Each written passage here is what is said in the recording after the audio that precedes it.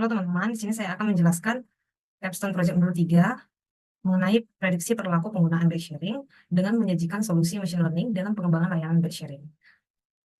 Adapun agendanya yaitu pertama konsep bisnis, dilanjutkan perilaku penyewa bike sharing, modeling machine learning, hasil eksperimen yang optimum, dan prioritas strategis. Untuk konsep bisnisnya sendiri, bike sharing merupakan sistem yang memfasilitasi baik penyewa sepeda, baik anggota maupun tidak, dari satu lokasi ke lokasi lain dengan tarif tertentu. Hingga sekarang, bike sharing itu terus berkembang dan diminati dalam peningkatan mobilitas. Saat ini, ada 500 program bike sharing di seluruh dunia dengan 500.000 sepeda. Pasar bike sharing di tahun 2016 itu meningkat 3 kali lipat dari tahun 2013. Diminati karena selain meningkatkan mobilitas, juga untuk mengadopsi gaya pola hidup sehat.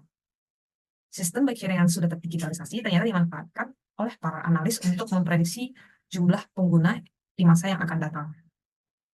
Sementara di samping itu, perencanaan yang buruk dan persaingan yang ketat itu ternyata menciptakan kekacauan logistik di beberapa daerah yang menerapkan sistem bike sharing. Sehingga industri-industri yang gagal itu menciptakan kuburan sepeda atau menciptakan limbah industri yang baru. Maka dari itu, tujuan proyek ini adalah untuk mendefinisikan perilaku bike sharing atas fitur yang tersedia, kemudian membandingkan beberapa model regresi untuk memperoleh nilai error yang rendah dalam memprediksi jumlah penyewa. Selanjutnya, memahami model regresi dan memilih model terbaik dalam memprediksi jumlah optimal penyewa sepeda. Selanjutnya, memproyeksikan keuntungan bisnis menggunakan machine learning dibandingkan dengan rule base, lalu memberikan rekomendasi. Stakeholder dari proyek ini adalah investor atau sponsor, pemerintah lokal, dan tim operasional atau pengadaan.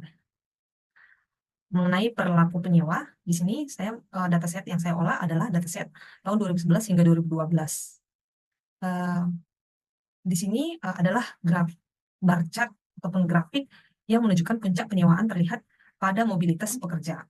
Penurunan penyewa yang signifikan terjadi pada akhir pekan yang ditandai oleh bar chart warna orange ataupun pada hubungan antara Dewan dengan jumlah penyewa dan oleh nomor 6 dan 7. Ini menunjukkan bahwa pada hari akhir pekan yaitu Sabtu dan Minggu, jumlah penyewa itu cenderung menurun. Sementara pada jam commuting, yaitu pada hari pergi jam 7 hingga jam 9, dan pada pulang kerja pada jam 16 hingga 18, terjadi peningkatan penyewa. Jika dibandingkan antara suhu dengan musim, ternyata jumlah penyewa itu sebanding dengan kenaikan suhu. Tren peningkatan terjadi pada musim panas dan semi, yaitu musim yang bersuhu tinggi. Sebelumnya, suhu ini berada pada rentang 0 sampai 1, karena suhunya sudah dinormalisasi. Untuk itu saya konversikan, jika dikonversikan dengan derajat Celcius, maka di atas 0,7 atau 24 derajat Celcius itu menunjukkan jumlah penyewa yang cenderung meningkat. Dan tren terlihat lebih meningkat ketika mencapai suhu maksimum, yaitu di kurang lebih 37 derajat Celcius. Berikut adalah perbandingan antara suhu dan musim jika dikombinasikan. Ternyata mereka juga berbanding lurus. Mengenai modeling dan machine learning, di sini evaluation metric yang saya gunakan nantinya adalah RMSE, cuman saya akan menjelaskan dari awal dulu.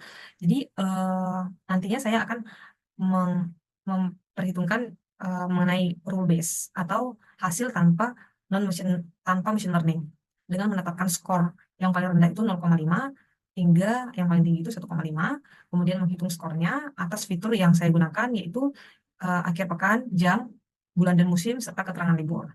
Nah, dengan menggunakan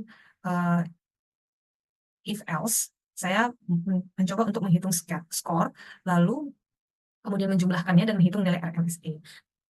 Sementara untuk eksperimennya sendiri, saya membuat 3 eksperimen, diantaranya 2 eksperimen base model dengan transformasi dan tanpa transformasi target, lalu membuat eksperimen menghapus outlier dengan menggunakan base model terbaik. Dan dalam tiap eksperimen tersebut, saya menggunakan model linear regression, decision tree, nearest neighbor, random forest, dan exibus atau extreme gradient boosting. Untuk setiap modelnya nanti akan dihitung evaluation matrix yang terdiri atas MAM, MSE, MAPE, RMSE, R squared. Dan di sini RMSE nantinya akan diperhitungkan untuk mencari finalisasi dari model. Mengapa RMSE? Karena berdasarkan sumber yang saya baca, RMSE ini sensitif terhadap kesalahan besar, interpretasinya juga lebih mudah dan intuitif, serta meminimalkan kesalahan yang besar. Dan semua eksperimen ini selanjutnya dengan model yang terpilih nantinya, model terbaik, akan dilakukan hyperparameter tuning untuk mendapatkan final model. Saya akan menjelaskan mengenai fitur. Jadi dari 10 fitur, nanti saya hanya menggunakan 4 fitur, dan kemudian melalui fitur engineering, saya menambah beberapa fitur untuk keperluan analisa. Variabel yang menjadi variabel dependent atau target di sini, yang menjadi variabel target di sini adalah jumlah penyewa, dan kemudian yang menjadi fiturnya adalah yang digunakan itu nantinya saya akan menghitung nilai VIF atau variance inflation factor untuk mengukur multikolerialitas atau korelasi antar fitur yang tinggi. Dari situ nanti akan di drop beberapa korelasi yang memiliki korelasi negatif, dan drop fitur-fitur yang memberikan informasi yang sama. Dari sini selanjutnya akan dilakukan transformasi atas fitur-fitur yang tersedia. Adapun fitur yang dipilih dan dibentuk nantinya adalah keterangan libur, musim, day, month, year, suhu, jam sibuk, dan akhir pekan. Dengan test size 20%. Pada transformasi, di sini saya menggunakan ordinal encoder pada day, month, dan year sebagai catatan, karena untuk efisiensi dari coding. Karena sebelumnya saya mencoba untuk menggunakan binary, dan ternyata prosesnya sangat lama, walaupun hasil akhirnya ternyata sama juga. Nah, di sini saya mengambil referensi karena menurut Max Kahn dan Jal Johnson, Feature Engineering dan Selection, dijelaskan bahwa fitur kategori masuk akal secara semantik di encode dalam konteks data. Berikut adalah hasil dari perhitungan eksperimen. Ternyata model XGBoost regression secara konsisten memiliki performa yang baik. Bahkan XGBoost itu mampu menjelaskan lebih dari 90% variabilitas data. Itu kelihatan dari hasil dari R-squared. Baik train maupun tes datanya itu, bahkan dia itu mencapai di 92%, 90%, dan 90% ini pada 3 eksperimen. Nah, dari sini saya mempertimbangkan mencoba menyajikan semua perhitungan, baik itu menggunakan skor MAE, MSE, RMSE, MAPE, dan ternyata semua model itu yang paling baik itu adalah XGBoost, dan yang nomor 2 urutannya diikuti oleh Random Forest. Dan untuk kedepannya saya hanya akan mempertimbangkan untuk menilai performa model itu dengan menggunakan RMSE. Model XGBoost regression menghasilkan RMSE yang kecil. Tepatnya itu pada saat eksperimen penghapusan outlier dengan model yang terbaik itu menggunakan non-transformasi. Dan sini saya membandingkan hasil eksperimen dengan rule base.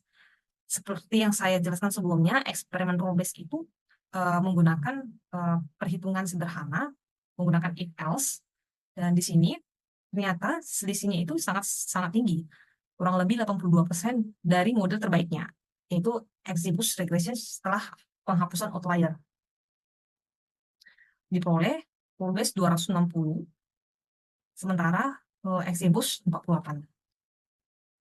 Saya akan menjelaskan sekilas mengenai XGBoost atau Extreme Gradient Boosting yang secara konsisten memberi performa baik. Jadi, XGBoost sendiri didasarkan pada teknik boosting yang merupakan metode ensemble learning, di mana beberapa model sederhana biasanya itu adalah decision tree dikombinasikan untuk membentuk model yang lebih akurat. Di dalamnya ada boosting yang merupakan teknik model yang dibangun secara berurutan, dan setiap model akan mencoba memperbaiki kesalahan yang dibuat oleh model sebelumnya. Gradient boosting sendiri merupakan pendekatan gradient descent yang meminimalkan kesalahan prediksi dari model sebelumnya, sehingga setiap model baru yang ditambahkan ke dalam boosting berusaha untuk memprediksi residual atau kesalahan dalam model sebelumnya, sehingga secara bertahap kesalahan itu berkurang. Itulah yang membuat Exibus itu menjadi sangat kuat karena adanya optimasi dari gradient boosting. Nah, melalui model yang sudah diperoleh, hasil dari proses hyperparameter tuning yang lebih baik itu adalah grid source CV memberikan performa yang Exibus yang lebih stabil. Nah, di sini jika dilihat dari test score-nya yang paling kecil ada grid search daripada randomized search maupun sebelum tuning. Jadi digunakanlah hyperparameter ini. Sebelumnya grid search itu adalah kombinasi parameter secara optimal.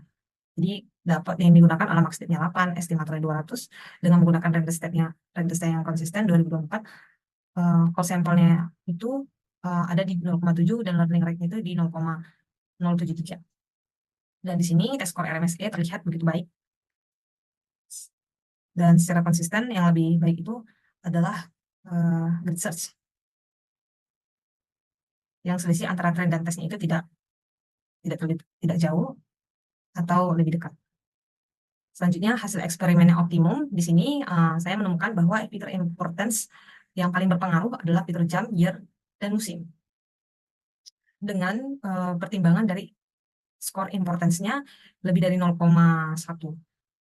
Yaitu untuk musim sendiri ada di 0,13, year di 0,18, sementara jam di 0,32. Model Exibus ini mampu memprediksi dengan baik sehingga asumsi homoskedastisitas tercermin dari residual plot. Di sini performa baik itu ditandai dengan residual yang berkumpul di garis merah, sementara di grafik aktual versus prediction ini juga prediksi akurat ditandai dengan data yang merapat ke garis yang warna merah juga. Jika dilakukan pendekatan lagi terhadap RMSE, ternyata akurasi terbaik itu berada pada rentang 0 hingga 200 dengan nilai RMSE itu 9 sampai 48 atau kurang dari 50. Nah, di sini ternyata model yang memberikan akurasi itu secara konsisten itu baik, namun di atas 200 itu secara konsisten itu akurasinya menurun. Jadi tidak disarankan untuk digunakan. Selanjutnya, prediksi menggunakan machine learning diproyeksikan memberikan penghematan 10M dengan basic asumsi nilai sepeda $3.000 dengan kurs 16.000 dan selisihnya antara rule base dengan model terbaik Exibus after tuning di $650. Nah, asumsinya ini perusahaan itu memproyeksikan jumlah sepeda yang disewa menggunakan rule base atau logika sederhana yang kemudian dibandingkan dengan model yang sudah dibuat pada machine learning. Diperoleh nilai bahwa terjadi penghematan 10M. Nah, prioritas strategis untuk bisnis bike sharing yaitu yang pertama, perusahaan direkomendasikan untuk menggunakan Exibus dengan grid search tuning untuk meningkatkan akurasi prediksi penyewaan sepeda, terutama dalam mengatasi outlier. Yang kedua, fokus pada rentang prediksi 0 hingga 200 karena memiliki RMSE yang rendah yaitu 9 sampai 48. Yang ketiga, mempertimbangkan faktor jam, tahun, dan musim sebagai fitur dalam membuat prediksi karena faktor ini memiliki pengaruh yang signifikan terhadap jumlah penyewa. Yang keempat, penghapusan outlier disarankan untuk dilakukan karena berdasarkan eksperimen ternyata akan meningkatkan akurasi model yang lebih baik. Yang kelima, potensi keuntungan dengan menggunakan Exibus itu dapat mengurangi error prediksi dengan keuntungan yang signifikan, yaitu 10 miliar jika nilai sepeda itu $3.000 atau dengan kurs 16.000. Demikian presentasi dari proyek saya. Terima kasih.